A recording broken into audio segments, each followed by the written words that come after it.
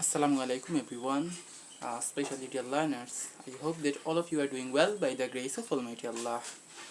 In this video, you are gonna to learn a very good lesson that is present continuous tense. So কথা না বাড়িয়ে আমি present continuous tense সম্পর্কে বিস্তারিতভাবে আলোচনা করার চেষ্টা করব। আশা করি এই ভিডিওটি অনেক উপকার হবে। আপনারা যারা প্রেজেন্ট কন্টিনিউয়াস টেন্স দিয়ে বাক্য তৈরি করতে চান, এই ভিডিওটি অবশ্যই উপকারী হবে ইনশাআল্লাহ। So present continuous tense, right? Present continuous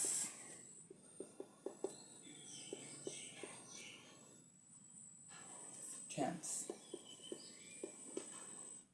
Present continuous tense. Present continuous tense মূলত যদি আমরা এটার সংজ্ঞা জানতে চাই তাহলে হবে এরকম যে প্রেজেন্ট অর্থ বর্তমান, আর কন্টিনিউয়াস মানে কি চলমান, অর্থাৎ বর্তমান কালের চলমান কাজকে প্রেজেন্ট কন্টিনিউয়াস টেন্স বলে। আপনাদেরকে এই সংজ্ঞা জানতেই হবে এমনটা নয়, জাস্ট বুঝার জন্য বা চিনার জন্য আপনারা এই সংজ্ঞাটা মনে রাখতে পারেন, বাট বাক্য তৈরি করতে যে এটা লাগবে এমনটা নয়। আচ্ছা, আমি সংজ্ঞাটা লিখে দিচ্ছি। প্রেজেন্ট কন্টিনিউয়াস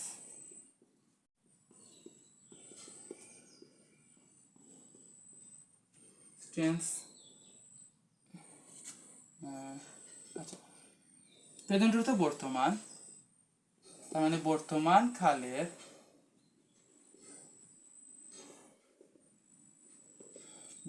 কালের কন্টিনিউয়াস মানে কি চলমান, বর্তমান কালের চলমান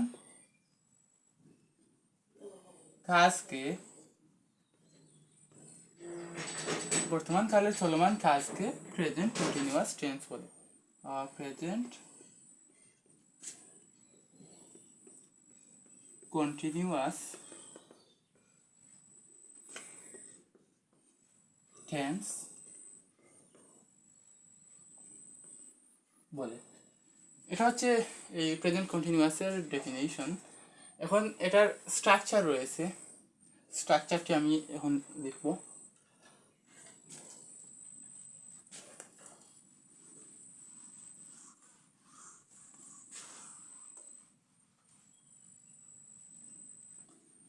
স্ট্রাকচারটি হবে এরকম।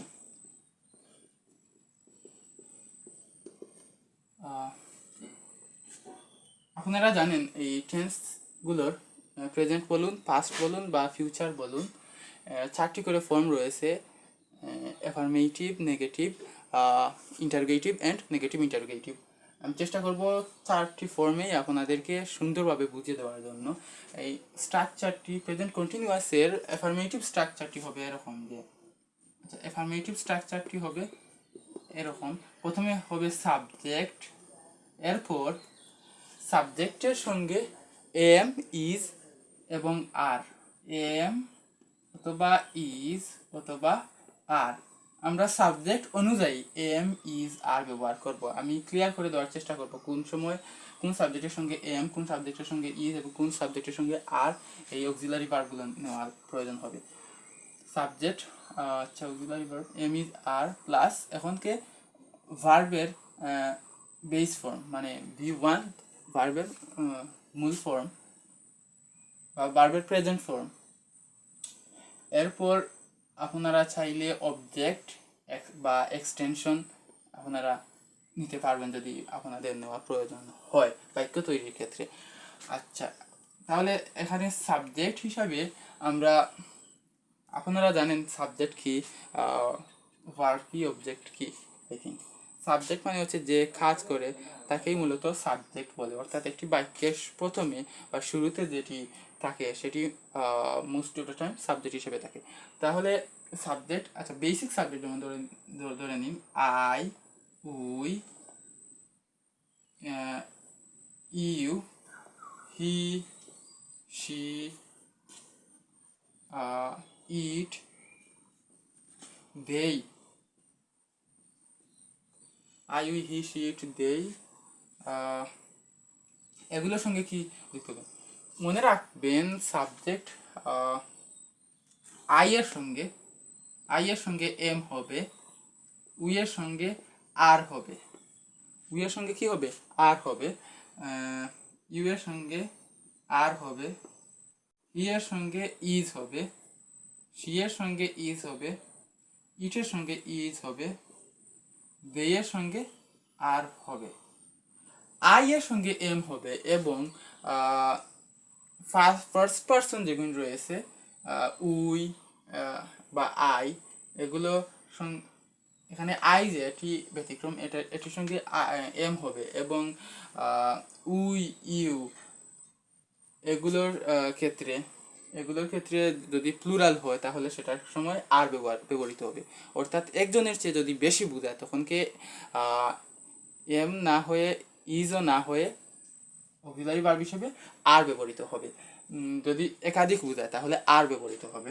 এখানে ইউ মানে একজনও বোঝায়, আবার ইউ দ্বারা তুমি এবং তোমরা বা আপনি বা আপনারা, তার মানে একাধিকও বোঝাচ্ছে, তাই আর ব্যবহৃত হবে। উই দ্বারা আমরা বোঝাচ্ছে, তার মানে অনেকজন, তার মানে অনেকজন যদি বোঝায়, মানে একের চেয়ে বেশি যদি বোঝায় তখন কে আর ব্যবহৃত হবে, উই আর। ওকে, আর যদি মানে থার্ড পারসন থাকে এখন, এরপর এই সাবজেক্টটি থার্ড পারসন সিঙ্গুলার যদি হয় তখন কি ইজ হবে। যেমন থার্ড পারসন সিঙ্গুলার আপনারা জানেন যে আই উই ইউ বাদ দিয়ে পৃথিবীর যত শব্দ রয়েছে তার থার্ড পারসন, অর্থাৎ আমি যেখানে আছি সেটা হচ্ছে ফার্স্ট পারসন, এবং তুমি যেখানে আসো সেটা হচ্ছে সেকেন্ড পারসন। এরপর যা রয়েছে বাকি সব হচ্ছে থার্ড পারসন। এখন যেমন he she it I we you এগুলো বাদ দিয়ে, তাই না? তাহলে হি সি হচ্ছে থার্ড পারসন। এই থার্ড পারসন সিঙ্গুলার নাম্বার যদি হয়, সিঙ্গুলার মানে একজন যদি বোঝায়, আর প্লুরাল মানে একজনের চেয়ে বেশি যদি বোঝায়, তাহলে সিঙ্গুলার হি সি এগুলো হচ্ছে সিঙ্গুলার, তাহলে এটার সঙ্গে জাস্ট ইজ যুক্ত হবে। অর্থাৎ থার্ড পারসন সিঙ্গুলার হলে ইজ যুক্ত হবে। হি ইজ, শি ইজ, আচ্ছা ইট ইজ, বা যে কোনো ব্যক্তির নাম যদি বোঝায়, যেমন রহিম বা করিম, এগুলোর ক্ষেত্রে যে কোনো একজন বোঝাচ্ছে, তাই ইজ যুক্ত হবে। আর যদি একাধিক নাম বোঝায় তাহলে আর ব্যবহৃত হবে। ওকে, এখন মেইন টপিকে আসি। সাবজেক্ট অ্যাফার্মেটিভের স্ট্রাকচারটি, সাবজেক্ট প্রথমে একটি সাবজেক্ট নেই, যেমন কি নেওয়া যায়, আচ্ছা আই আই আই এর সঙ্গে কি নিব, আই এর সঙ্গে অক্সিলারি ভার্ব হিসাবে এম নিব, তাহলে আই এম এই তিনটার মধ্যে যেটি নেওয়ার আমরা নিব, তারপর মেইন ভার্ব যে রয়েছে, ভার্বের বেস ফর্ম। এখন ভার্ব হিসাবে আপনার যেটি বলা প্রয়োজন বা যেটি বাক্য তৈরি করা প্রয়োজন, এটি নেবেন। যেমন আই এম এরপর কি, আই অর্থ আমি, রাইট? আমি এখন কি নেওয়া যায় ভার্ব হিসাবে, বলা যায়, আচ্ছা রিড অর্থ পড়া, তাই না? I am READ, read. আচ্ছা, একটা মিস্টেক হয়ে গিয়েছে, সেটা হচ্ছে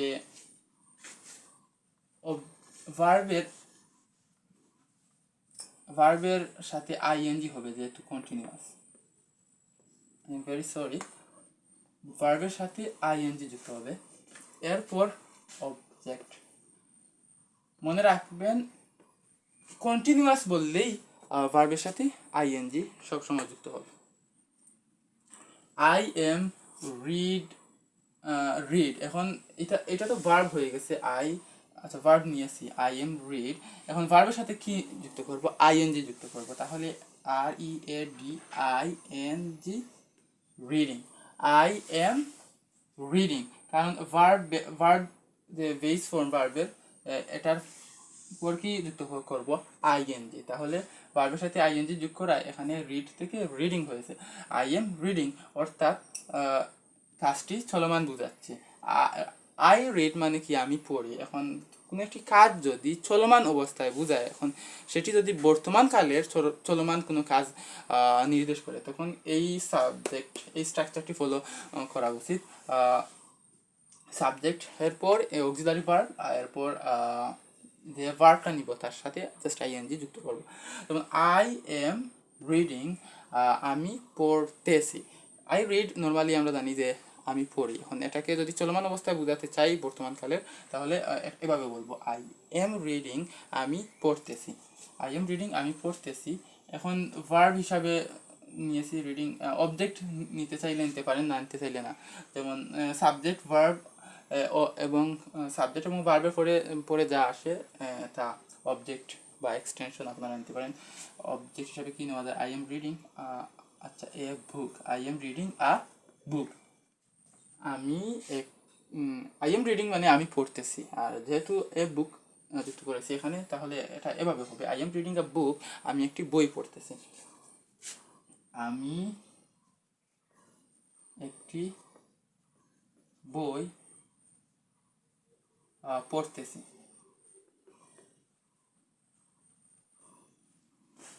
I am reading a book, আমি একটি বই পড়তেছি। এখন এইটাকে, এই যে স্ট্রাকচার এফার্মেটিভের, এটাকে কিভাবে নেগেটিভ করা যায়? আমি বই পড়তেছি বা আমি একটি বই পড়তেছি, এটা যদি এভাবে বলতে চাই, আমি একটি বই পড়তেছি না বা আমি পড়তেছি না, কিভাবে বলতে পারি? এই সাবজেক্টের পর জাস্ট অক্সিলারি ভার্ব যে রয়েছে এটার সঙ্গে নট যুক্ত করেই ইজিলি এটা তৈরি করা যাবে। আচ্ছা, আমি দেখাচ্ছি নেগেটিভ ফর্ম কীভাবে। সাবজেক্ট, এরপর সাবজেক্টের সাথে অক্সিলারি ভার্ব এম অথবা ইজ অথবা আর, এর সাথে কি যুক্ত হবে? নট যুক্ত হবে। তারপর যেভাবে রয়েছে ভার্ব, যে রয়েছে ভার্বের বেস ফর্ম, এরপর আইএনজি যুক্ত হবে। তারপর অবজেক্ট যদি নিতে চাই বা এক্সটেনশন যদি নিতে চাই, তাহলে আমরা নিতে পারবো। তো আই এম, এটাকেই নেগেটিভ করি, যেমন আই এম, আই এর সঙ্গে এম যায়, রাইট? আই এম, এটার সঙ্গে নট যুক্ত হবে, যেহেতু নেগেটিভ করতে চাই, মানে না বোধক করতে চাই। I am not, I am not, verb যেভাবে রয়েছে সেভাবেই, R E A D I N G, reading. I am not reading, I am not reading, আমি পড়তেছি না। আই এম নট রিডিং, আমি পড়তেছি না।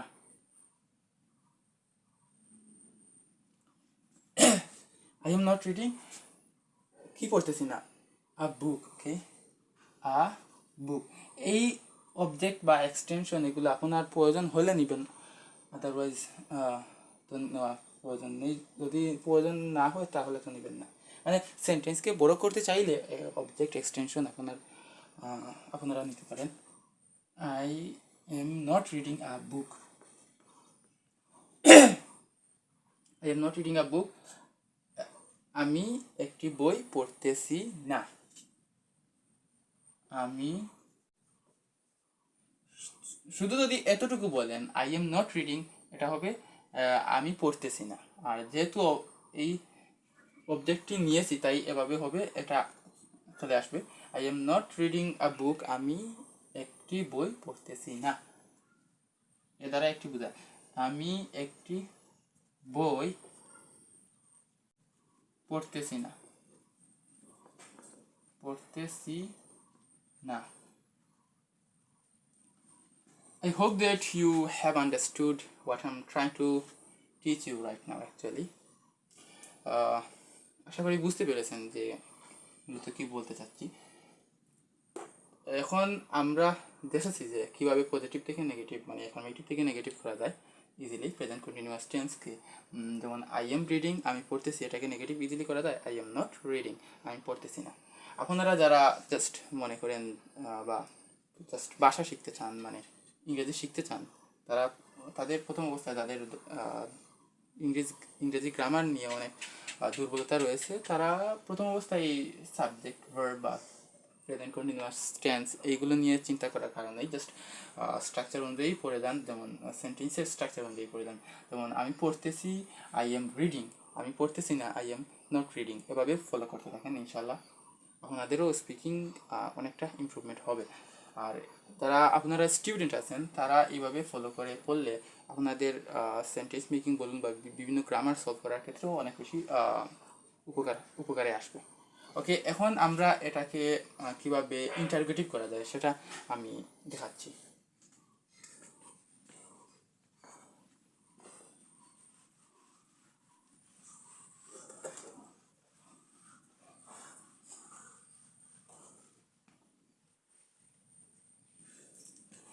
আপনারা জানেন যে ইন্টারোগেটিভ মানে কি? প্রশ্নবোধক চিহ্ন, রাইট? সরি, ইন্টারোগেটিভ মানে প্রশ্নবোধক বাক্য, রাইট? ইন্টারোগেটিভ মানে প্রশ্নবোধক বাক্য। আমি আচ্ছা সারাটা লেখো না। ইন্টারোগেটিভের স্ট্রাকচারটা হবে মূলত এরকম, অক্সিলারি ভার্ব প্রথমে। আচ্ছা আমি অক্সিলারি ভার্ব এখানে কি কি ছিল? Am, is, are, right? এগুলো প্রথমে আসবে অক্সিলারি ভার্ব হিসাবে। এম, ইজ, আর, এরপর আসবে সাবজেক্ট, এরপর আসবে ভার্বের বেস ফর্ম এবং তার সাথে আইএনজি। আর অবজেক্ট আপনারা যুক্ত করতে চাইলে যুক্ত করতে পারেন। এখন আগের বাক্যটি কি ছিল? I am reading, right? এটাকেই মূলত প্রশ্ন করতে চাই। আগের বাক্যটা এরকম ছিল, তাই না?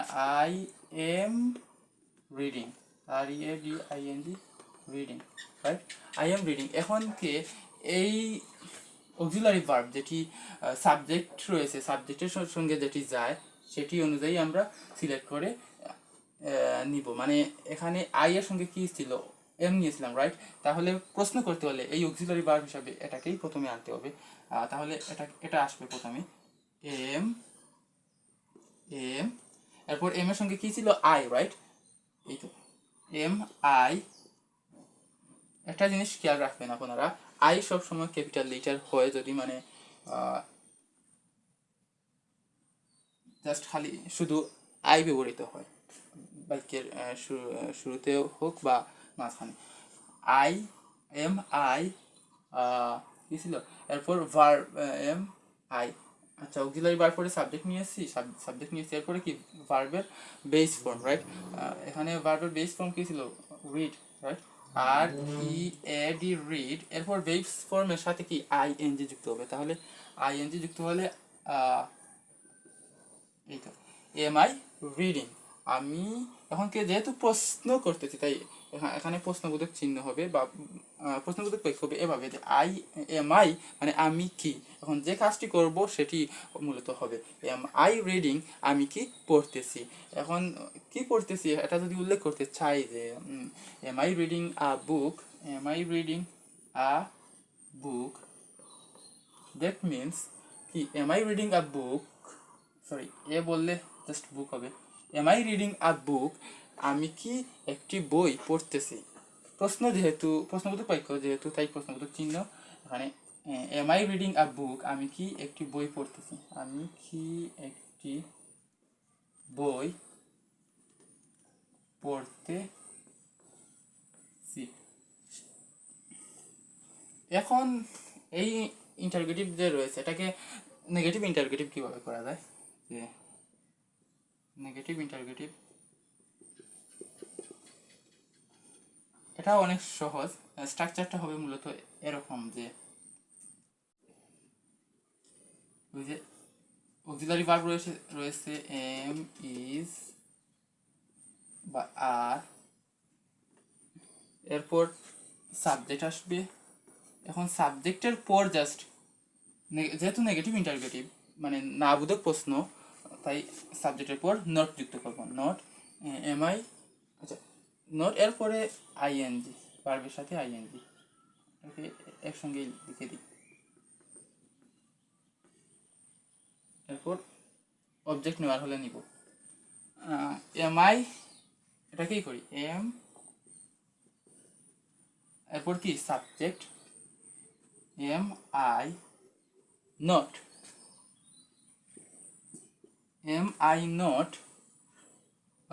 ভার্ব কি ছিল? ভার্ব রিড, ওকে যেহেতু কন্টিনিউয়াস তাই আইএনজি যুক্ত হবে। আপনারা মাথায় রাখবেন যে কন্টিনিউয়াস হলেই ভার্বের সাথে আইএনজি যুক্ত হবে। এম আই নট রিডিং, আমি কি পড়তেছি না। নট মানে না, এম আই নট রিডিং, আমি কি পড়তেছি না।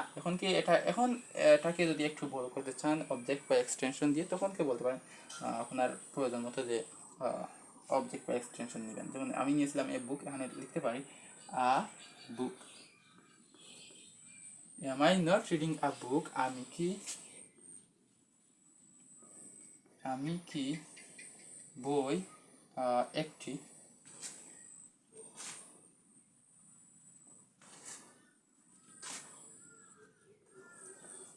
একটি বই পড়তেছিলাম না।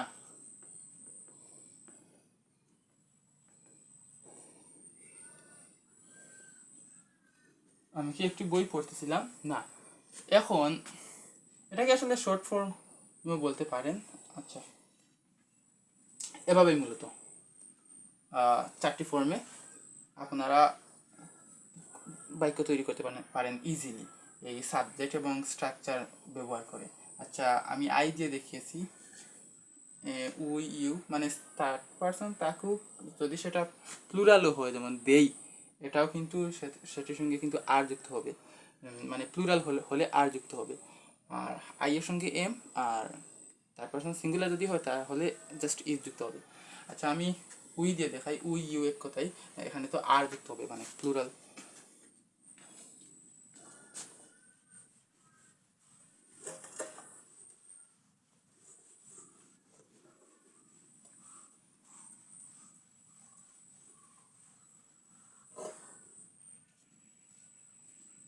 অ্যাফার্মেটিভের স্ট্রাকচারটি হবে এরকম যে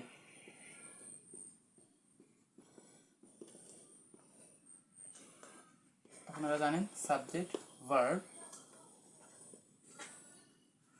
সাবজেক্টের পর অক্সিলারি ভার্ব হিসেবে আমরা কি নিব? প্রেজেন্ট কন্টিনিউয়াসের ক্ষেত্রে এটা শুধু প্রেজেন্ট কন্টিনিউয়াসের ক্ষেত্রে এম অথবা ইজ অথবা আর, এরপর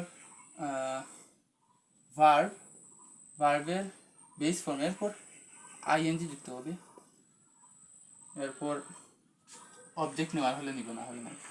আচ্ছা, আই এম আই দিয়ে তো নিয়েছি সাবজেক্ট, এখন আই উই এক কথায় আপনাদের প্রয়োজন মতো সাবজেক্ট নিতে পারেন। আচ্ছা, আমি কি নিব? আচ্ছা, ইউ নেই, ইউ ইউ এরপর কি ইউ এর সঙ্গে কি যাবে? আর, ইউ আর, এরপর ভার্ব হিসাবে কি নেওয়া যায়? পূর্বেরটা রিড নিয়েছিলাম, এখন কি বলা যায়? ইউ আর গো নেই, জি ও গো, গো, এরপর কি যুক্ত হবে? এই ভার্বের সঙ্গে আইএনজি যুক্ত হবে, G O go, ING, going. You are going, that means you অর্থ তুমি আর গো অর্থ যাওয়া, আর কাজটি কি হচ্ছে? চলমান বোঝাচ্ছে, বর্তমান কালে চলমান বোঝাচ্ছে, তার মানে কি ইউ আর গোয়িং, তুমি যাচ্ছ, রাইট? ইউ আর গোয়িং, তুমি যাচ্ছ। এখন এটাকে নেগেটিভ কিভাবে করা যায়? নেগেটিভ আমি দেখিয়েছি পূর্বেরটা, সেম স্ট্রাকচারই, জাস্ট সাবজেক্টটা চেঞ্জ হবে। এখন আর স্ট্রাকচারটি লিখতেছি না, কারণ আপনারা জানেন কিভাবে করতে হবে, আমি দেখিয়েছি। এটাকে এই যে সাবজেক্ট রয়েছে, সাবজেক্ট ইউ, ইউ এর সঙ্গে এরপর কি যুক্ত হবে? অক্সিলারি ভার্ব, আর এর সঙ্গে জাস্ট নট যুক্ত হবে, you are not, you are not. এখন ভার্ব যে রয়েছে, verb go ING, going, you are not going মানে কি? তুমি যাচ্ছ না, ইউ আর নট গোয়িং, তুমি যাচ্ছ না। এখন এটাকে ইন্টারগেটিভ কিভাবে করব? এই অক্সিলারি ভার্ব প্রথমে আসবে, আর ইউ, এখন গোয়িং, যেহেতু কন্টিনিউয়াস তাই ভার্বের সাথে আইএনজি যুক্ত হবে। আর ইউ গোয়িং, তুমি কি যাচ্ছ, তুমি কি যাচ্ছ, যেহেতু প্রশ্নবোধক তাই প্রশ্নবোধক চিহ্ন। এখন এটাকে নেগেটিভ ইন্টারগেটিভ কিভাবে করব?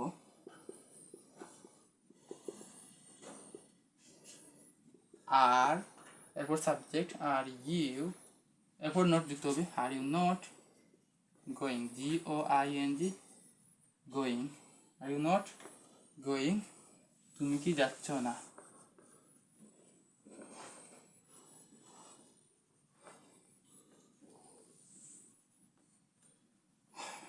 আশা করি বুঝতে পেরেছেন। এখন কি রয়েছে? আচ্ছা, হি সি, এটাই থার্ড পারসন সিঙ্গুলার দিয়ে একটি দেখিয়ে দিচ্ছি। আশা করি বুঝতে পেরেছেন। যদি কোনো কনফিউশন থাকে তাহলে প্লিজ কমেন্ট সেকশনে জানাবেন, কমেন্টের মাধ্যমে জানাবেন।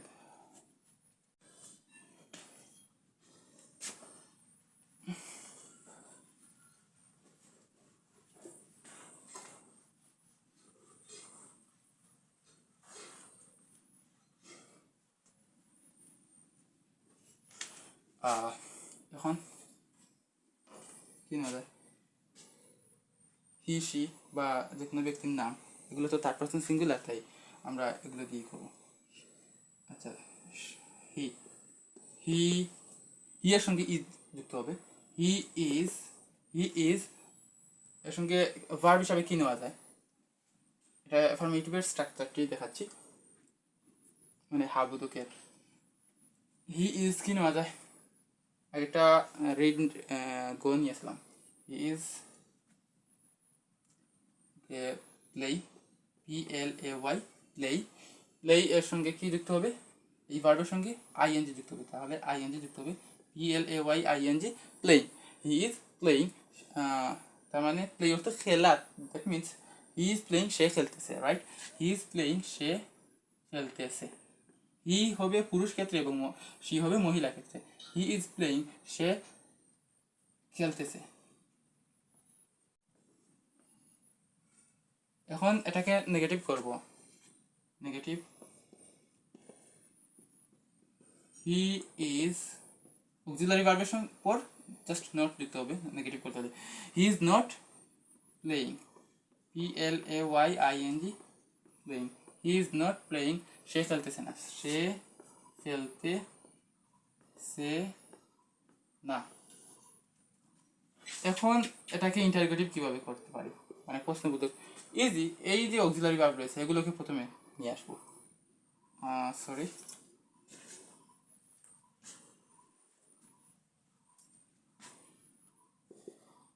ইজ সাবজেক্ট কি ছিল, হি, রাইট।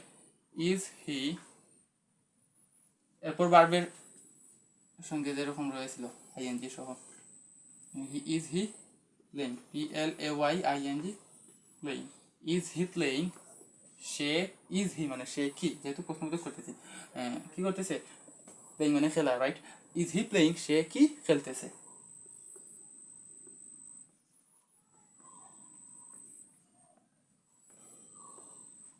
এখন এটাকে নেগেটিভ ইন্টারোগেটিভ কিভাবে করা যায়,